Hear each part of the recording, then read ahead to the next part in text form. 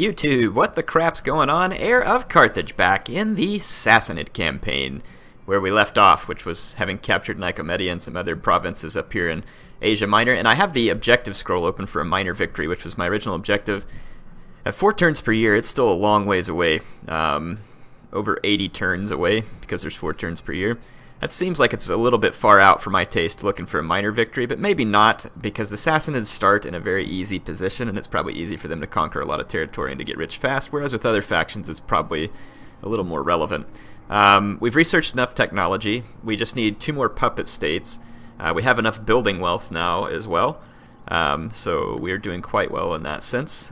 So very, very close. We've got enough settlements, the right settlements. So really it's just a matter of time. So what I was going to do is go ahead and just set some objectives for myself.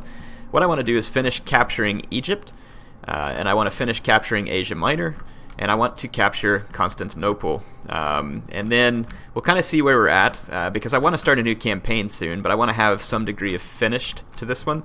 Not necessarily like a divine triumph or something like we've mentioned before, but just want to get it to a certain degree of being finished.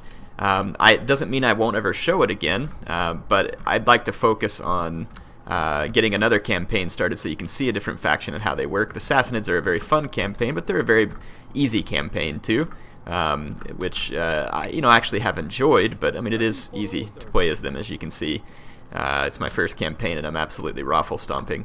So anyway, let's go ahead and see what we need to do to keep going. Oh, by the way, in this video I'm going to have comments down there that say, would you like to see me play next as, and it'll have a faction, and I'm going to have a bunch of those options for you. So please go vote, and I will remind you on other episodes and try and link back to this one so that people can continue to vote over the next few days. Let's get all of those votes in, and then maybe next week we'll kick that one off. And in the meantime, I'll go ahead and finish conquering the areas that I mentioned. And maybe we should go ahead and grab Gortyna, Rhodes, and Constantia here too, so we'll be in charge of Cyprus, Rhodes, and Crete, as well as taking over Egypt. And it may not hurt to go ahead and bump all the way out to Cyrene. We'll see. Just kind of see what we have time for and get it going. But yeah, another 80 turns basically. It would be a very long time, and honestly, in another 80 turns I could probably have conquered almost all that's left of the Roman Empire. But we'll see. Again, doesn't mean I'll never come back and play it. I will absolutely save the game file, but just trying to bring you all some variety. That's where I'm getting at here. So I'm more than happy to keep dishing out the Sassanid raffle stomping. So we have got plenty of food again. That quick food shortage was behind us. Part of it was probably from winter and then just some buildings that needed to be completed. But what we need to look at now is we don't have a stable food supply in Cappadocia. It may get a little more stable once this camel farm's complete. That should help at least. Cannot network, so this is helping us. And then this building eventually will be able to be built when we get to a population surplus. So we should eventually be able to stabilize food there. Spahan is pretty much kind of breaking even, which is fine. We're fine there. And then let's see. So public order is struggling in Egypt, Cilicia. These are all places that are probably under siege. Palestina, it's on the way down now. Palestina, however you say that. Palestinia. Syria, it's not good either. And Transcaspia, it's not good at the moment either.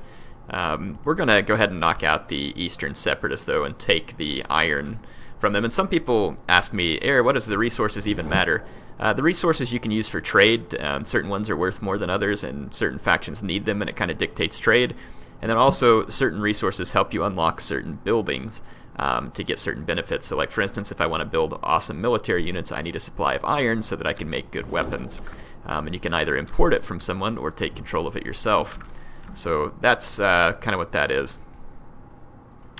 Anyway, I think we're good from a building standpoint. Let's remember what research we have. I'm trying to get to the level 4 wheat corns.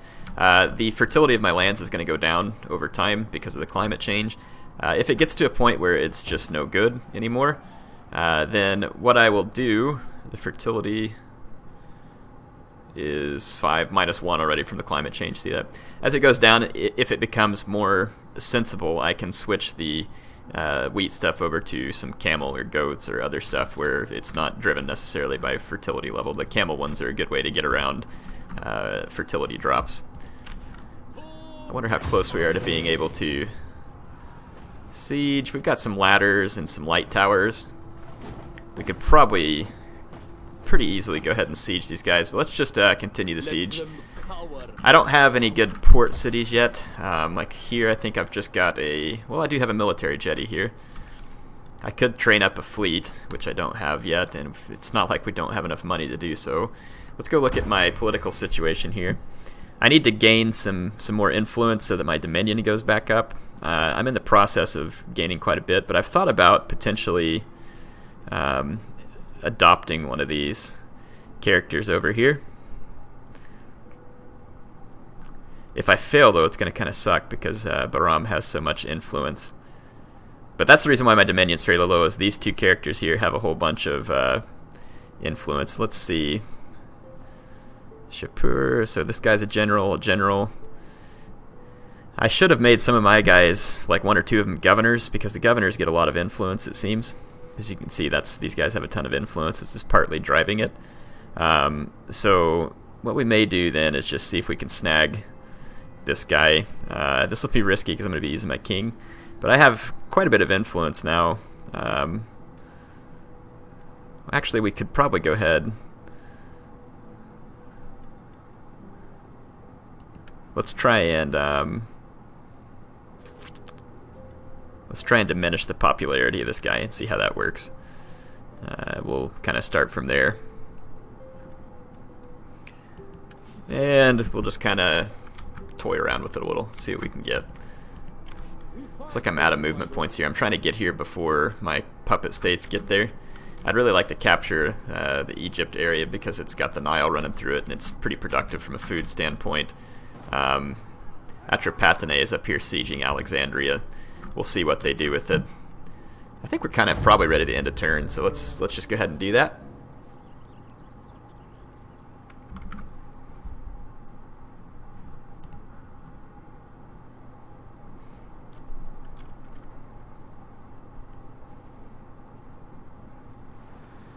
Okay, East Romans potentially going to bring a small force ashore near Palestinia. How, I don't know. I'm going to call it Palestine because it's just easier for me. I'm guessing that's the Roman province name is Palestine. I don't know. You all argue about that in the comments some. I'll let you argue about it. I don't really know or care. And obviously there's some degree of disagreement about that region, which is probably the reason why it comes up in the comments. So again, whenever I say something, I'm just calling it whatever the game calls it. Don't need to get dragged into that conversation. So look, some East Roman separatists came ashore. Definitely thinking about going after them. Got a noble birth. Rebellion is imminent in Syria, and so a turnabout. It says, through an impressive feat of confusion, rumors have been spread as you requested. However, the trail leads back to your agent instead of the target. So either Bahram is going to lose some influence or we're going to lose some control. So this is the crap that ticks me off. I'm guessing it's because this guy has so much influence that it's probably difficult to pull off a victory. So our control and everything else is actually not real great right now. So let it be known that the rumors are false. This has been a misunderstanding. So that'll lose his Bahram some influence, but we'll gain it back with him. But the trait gained out of favor. I don't know what that does to people. I can't do this one, apparently, because this lady doesn't have enough influence points to pull it off. And then we can forget it, and I can lose a little bit of control, which isn't necessarily good either. But I don't know what this is going to do to Bahram. Let's check real quick. We can always reload the autosave. So let's go check out Bahram here in the character details. Let's click on him and then go to character details. Faction leaders have a number of personality traits that may influence how they deal with others.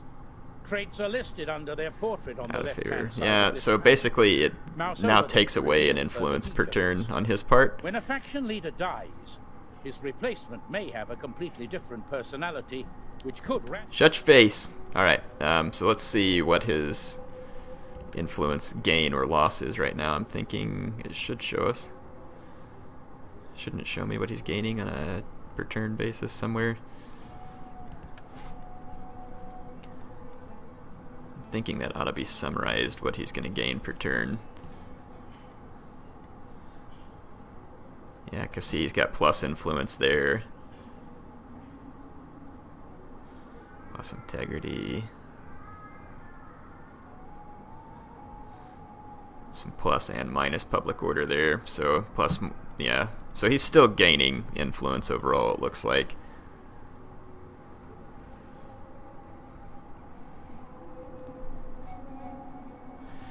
Okay. So yeah, I mean, we lost a little control, which sucks. Or no, we didn't lose any control, but we didn't make any progress in making this guy less popular, unfortunately. So that was kind of a lost cause. So I'm just going to leave him alone. In fact, you know what we could do? Let's take him and let's go over here to our governors. I know a good way to deal with this. Yaz Degred, or whatever, Degerd, whatever his name is. He's the governor in Persis. No, there's several of them, so I gotta make sure I get the right one. They all have like the same name. I think he's a governor. Yeah, he's a governor. Both of them are governors, so there should be two of them. Okay, Osrine. That's him. Yep, so we're gonna kick him from his governor position. That ought to teach him a lesson. And what we'll do is take one of these. Let's see, so this guy is a governor. This guy's just a statesman. He's the one that we just kicked. And I'll just go without a governor for a turn.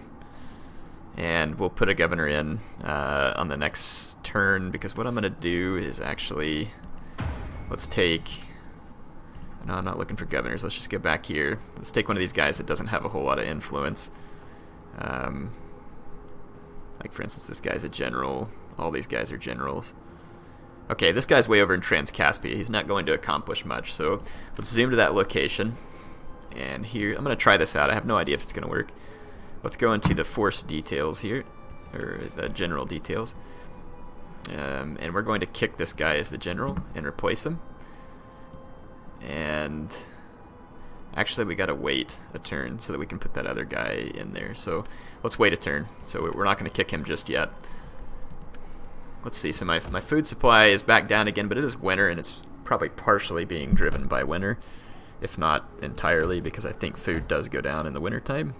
It's kind of hard to keep track of, to be honest. I mean, I get it. Food is lower in the wintertime, and it has that element of realism, but at the same time, it's kind of annoying. Like, it, you know, it doesn't really create extra immersion for me per se, and so I don't really understand why we can't just make it to where it averages out over a year. Like, I understand that food's lower in the winter, but it'd just be easier if they just considered it to be an average, and then you don't have to wonder, do I have enough for winter time or whatever else it's going to be.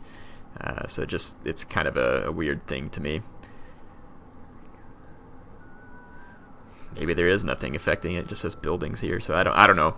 I could be wrong, but it seems like the wintertime tries to drop it. So it's not going to let me build any other. I thought it would let me build another agricultural chain building here. Maybe it's because I already have this one. Let's upgrade this to a wheat field, and then we'll come back to that one and see what we can do with it later. Again, just kind of plug through here real quick. A lot of these upgrades that I can do, and I have plenty of money to do, I'm just going to wait because it's extra food consumption. And I'm going to make sure I don't end up with another food shortage. We could go ahead and I want to wait to attack these guys here, the Eastern Separatists, and I will show you why. I got some plans. We will go ahead though and take Bahram, who is down here in Egypt. He's our king, and we're going to move in and take control of this settlement. There's really no one here to oppose him, so I am going to go ahead and just auto-resolve this. It's not going to be a big deal. So Bahram's going to give that guy a mace to the face. Mace to the face. And we're going to occupy the settlement. This place is probably going to rebel at this point. Gotta repair that. Let's repair that. Go ahead and build a building there, and then we can just dismantle that one. So this will definitely give me access to more food, and I have the gold mine there. Again, this place is probably going to rebel just because of all the public order penalties from recent conquest. It's going to take quite a while, plus there's an immigration issue going on. So I'm going to have to get some buildings built and just kind of get the area settled and put down several rebellions. This is going to be the challenge. If I had a priest, which I should, I know I have the buildings for it somewhere. Let me see if I actually trained a priest ever. I don't think I did. Just got the spy. So I'm pretty sure I have the buildings for a priest in one of these places. I've got a religious structure. We need to train a priest. At least I was pretty sure I did still have one. I know I got rid of one, but I thought I still had one of them somewhere. Cappadocia, Bithynia. I have this building. I think I have to upgrade it before I can train a priest, and it's way up here in Bithynia. I may just build this in Egypt since it's so far away. Yeah, that's probably what I'm going to end up doing. And we probably have more than enough to take over Tarsus at this point as well, but I'm going to go ahead and siege it out a little longer. Over here we got some Eastern Roman separatists. We have... no, it says Magyars. What? Golden Skull, Magyar. Okay, so these guys are my client state, I think, or ally of some sort. They looked like the Roman separatists. Their flag was very simple. Or similar. No, they're in a horde mode, and I have no relationship with them. We will speak together of whatever. So basically it's a horde near my cities. Don't know whether or not I should just crush these guys. I need to retrain a little bit. I'm going to keep a very close eye on them. I don't want them taking some of this Roman land, and then there's an army of Alans down here as well, so we're going to keep an eye on some of these hordes and make sure that... Well, the Alans aren't a horde, they actually have settlements, but you know what I mean. We're going to keep an eye on all these folks. Let's try and deceive this agent. We were successful. And let's go ahead and end a turn. We've got some unassigned skills.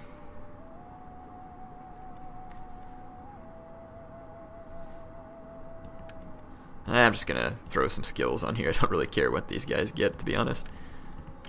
Awaiting Persia's bidding, my lord. This is a spy, so I do care what this guy gets. Extort foreign agents, gather intelligence on a foreign army, assassinate, that would be handy. So I've just leveled up our spy to where they can do some assassinating. We can still assign a provincial governor. I'm actually just going to go ahead without doing that. I'll kind of show you all my plan. I'm wanting to remove the last guy who was there, replace him with one of my own folks as the governor, and then turn around and put him in that army, and then he might have an unfortunate accident on the battlefield is kind of what I'm going for there. So we'll see how that works.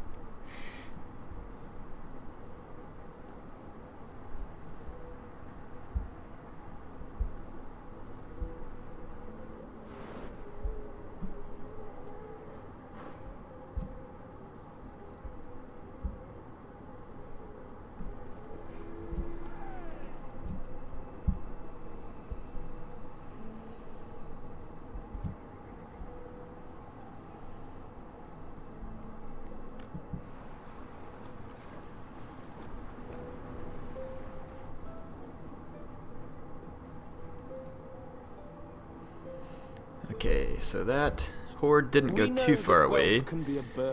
Asia wants a non-aggression pact, but I intend to take that land, so I'm not signing anything with them. I don't want that horde penetrating deep into my land. There's a rebellion in Syria. This man is grateful for your aid during recent... You mean this woman? So... Anyway. So let's see, it says +1 loyalty, so I guess that's never a bad thing. So we do have a rebellion in Syria. Where's our province of Syria? So right here. Could be anywhere down to... So we got Tyrus, Amasia. I don't see any rebellious forces. They must have been beaten down by someone in the area, because I don't see any rebellious forces at the moment. This army is pretty much retrained. Nicomedia, let's see how bad it gets angry when it's still doing good. These guys are raiding inside Roman territory, which is fine. I retrain a little faster being in town, so I'm actually going to stay in town, kind of keep an eye on those guys, and try and... So I now actually have the opportunity to potentially assassinate an enemy agent, so let's try that. We've got about an 18% chance of assassinating the target. Ow, we succeeded. So we finally got rid of that Roman agent there. That's good. And let's go down here to Egypt. So let's actually convert this over to our sacred site so that we might be able to train a priest. We'll convert that to a village. And then we've got this jetty here. We could go to a trade jetty or a fishing jetty. And I think I'm going to go to the fishing jetty because I don't know, trade gives us a whole bunch more wealth. But since I'm so rich and probably need food more than wealth at the moment, let's go with the fishing jetty. Both of them give me equal penalties to squalor and public order, so no big difference there. Go ahead and drop a wheat field. And this area is probably going to rebel. East Roman rebels up there near Alexandria, and looks like one of our client states marching around here as well. So very well could hit a rebellion here in Egypt. That's understandable. We'll fix it. Let's go out here and see if we can do what I was hoping to do with this guy. So let's kick him. Yep, here's the administrator guy that I want to get killed. So we're going to put him in the army. So now this is the guy that I want to suffer an unfortunate accident. We're going to declare war.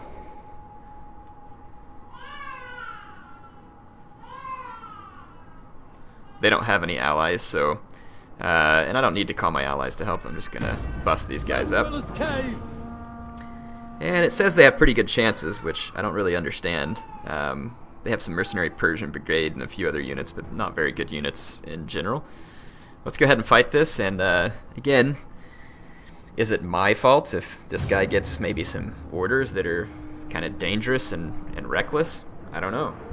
We'll kind of just see what happens, and we'll see how it plays into the overall political situation, because if this works, I may need to make sure that some of my political opponents meet similar unfortunate circumstances in battle that just can't be helped.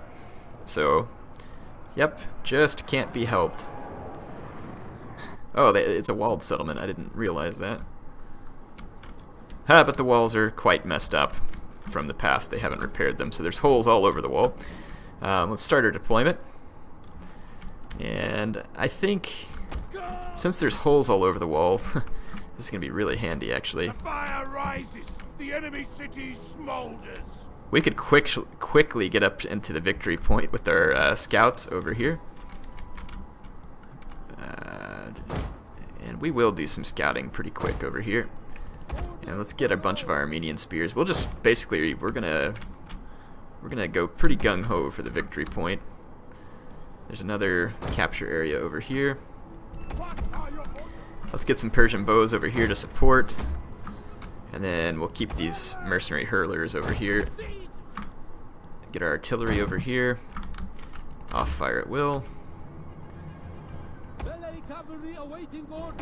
We're gonna want a couple of cav here. Couple of cav here, and our fearless leader has actually volunteered to charge in. He really wants to be like Alexander the Great, is what he tells me. He really just wants to kind of be doing a lot of YOLO charging straight into battle, because he feels like that he's going to be invincible as well. So here we go. Let's see how well he does.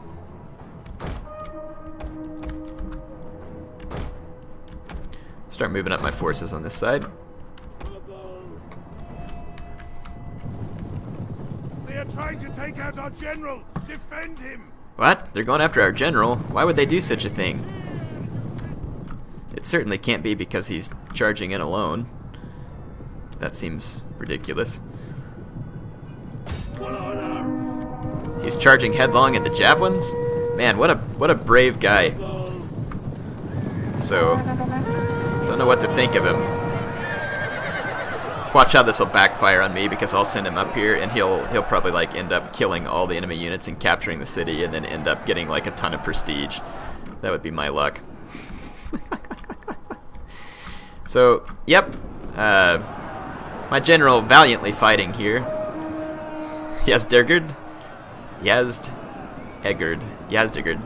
I don't know where to put the emphasis on that when I pronounce it either, but yeah, he's doing a valiant job here. Being shot by horse archers, and I mean, we really would go to reinforce him, but I really want to make sure that he gets to live his Alexandrian dream here. All things considered, he's doing pretty well. Too bad for him that there's absolutely no hope. Let's use our hurlers to pick at the enemy step raiders that are over here. Hurlers ought to be pretty decent at this. There's some enemy hurlers inside as well, but not particularly concerned about them at the moment. Oh man, this poor guy, he's really facing some long odds here. I don't know what's going to happen to him. I'm just so busy paying attention elsewhere, I'm not sure if I have the time to issue an order. Their general is dead. Ha! Their general died, actually. The enemy has killed our general. Whoops. They killed our general? Man, I had no idea that was going to happen. I'm so mad. I'm so mad that they killed that general, who was very influential and causing issues for my political situation. I'm really upset about it. Really upset. I'm awful, man. We have gained the upper hand. Okay, let's get up here and attack these units with their Armenian spears. We need to avenge our general's honor, because we're so upset about what happened to him. Someone shoot these guys. So anyway, we've engaged the mercenary Persian brigade up here. Our Armenian spears ought to do pretty well, but the Persian brigade's not a bad unit. It's not great, but if you were able to give it the right upgrades in campaign, it'd be okay, actually. Let's go ahead and move up our Armenian spears. Get some cavalry up as well. So Armenian spears have beaten back the initial opposing forces over here. Let's get into these hurlers. And those units are probably going to try and run away from me, which is fine. I'll just bring my cavalry up here and get at them. They've got some mercenary steppe lancers, but I think my Persian mounted warriors ought to do just fine over here. We actually caught the hurlers. And my Armenian spears are going to move up over there. Let's see, the hurlers are already wavering. Let's bring up our mounted warriors, get inside the city. There's a lot of javelin fire and arrow fire coming in, and it is taking a toll on some of my guys here, but we're gonna get into these guys. There's already a waver going on with a lot of the enemy troops. Mercenary steppe lancers will get a decentest charge, but probably won't be great inside the city here. Let's go ahead and push our Armenian spears up. No need in lagging behind too hard. And then over here, let's also push up. We've got enough cavalry, we could probably cause quite a bit of damage over here, actually. Let's bring the cav up behind as well. So, yeah, we got enemy units routing over here. Let's see if we can catch the archers. And we're going to capture this point here, which is... Oh, we've already captured it, so good. Enemy generals wanting to get into me here. And the other horse archer unit routed. Let's bring these Armenians in over here. Bring some mounted warriors in behind all this. So yeah, all the enemy units basically are wavering at this point. Let's get up into the main city center.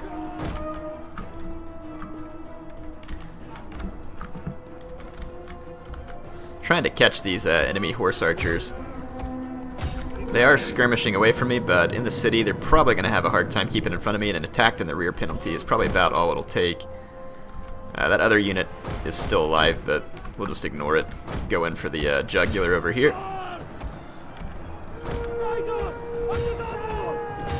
The victory point is about to fall to your men. Okay, so we're capturing the victory point, and we've got cavalry coming in from behind.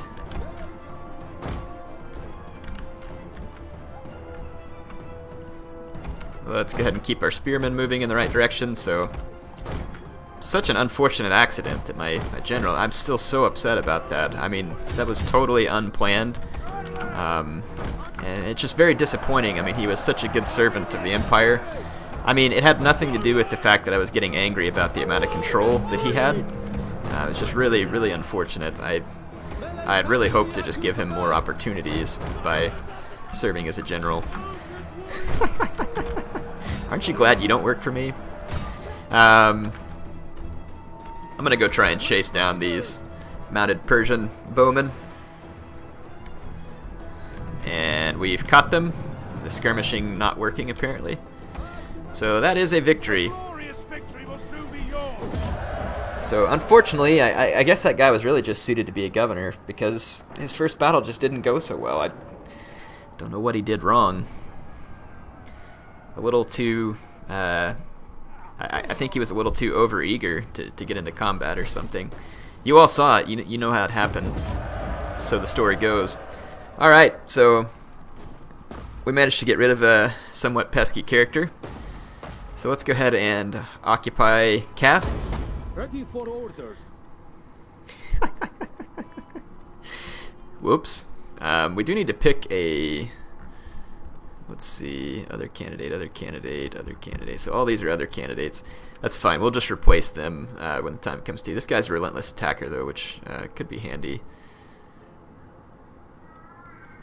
He's got more influence, so let's go with this guy. Alright. Eastern Separatists are destroyed. That's going to change the old Dominion outlook a little bit.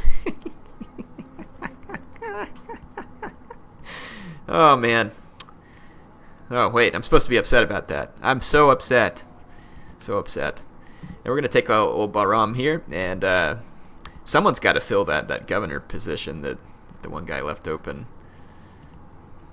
We've got 4 out of 5 governors. How come he can't be a governor? Now, why can't he be a governor? Character cannot act well. Oh, he's in transit. He's still heading back home. That's fine. So we'll wait for him to get back home.